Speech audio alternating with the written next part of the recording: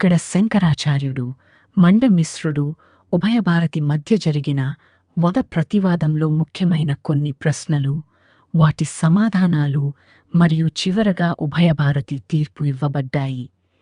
ఇవి వేదాంత మీమాంస తత్వాల మధ్య తత్వపరమైన తేడాను స్పష్టంగా చూపిస్తాయి. వేదాలు స్పష్టంగా యజ్ఞాలు, కర్మలు స్వర్గానికి మార్గమని చెబుతున్నాయి. మీరు వాటిని ఎందుకు తిరస్కరిస్తున్నారు? కర్మలు కాలపరిమితమైన ఫలితాలను ఇస్తాయి. ఆత్మ జనన మరణాలకు అతీతం. మోక్షం కర్మఫలంలా ఉత్పత్తి కాదు, అది జ్ఞానంతోనే అనుభవించబడుతుంది.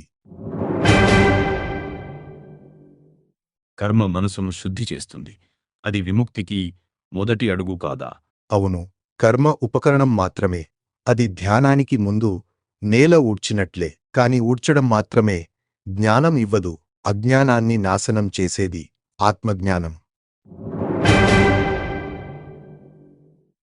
జ్ఞానం మాత్రమే మోక్షమిస్తే వేదాలలో కర్మలు ఎందుకు ఉన్నాయి?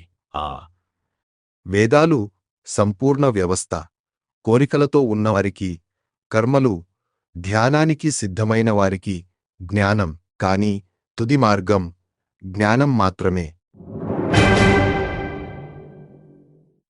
ఏమీ చేయకుండా విముక్తి సాధ్యమా? అవును, విముక్తి సృష్టించబడేది కాదు, అది వెలికి తీయబడుతుంది. మేఘాలు సూర్యుడిని కప్పినట్లే అజ్ఞానం ఆత్మను కప్పుతుంది. అజ్ఞానం తొలగితే స్వరూపమే మిగులుతుంది. మీరు త్యాగం కర్మ కంటే శ్రేష్టమని అంటున్నారు. అయితే ఈ వాద ప్రతివాదంలో ఎందుకు పాల్గొన్నారు? ఈ వాదం విజయం కోసం కాదు, మాయను తొలగించడానికి. వివేకం కలిగించడమే శ్రేష్టమైన కర్మ. అందుకే ఈ వాద ప్రతివాదం అవసరం. ఉభయ భారతి తీర్పు ఎప్పుడు ఇవ్వబడుతుంది? ఇద్దరి వాదంలోనూ సత్యం ఉంది.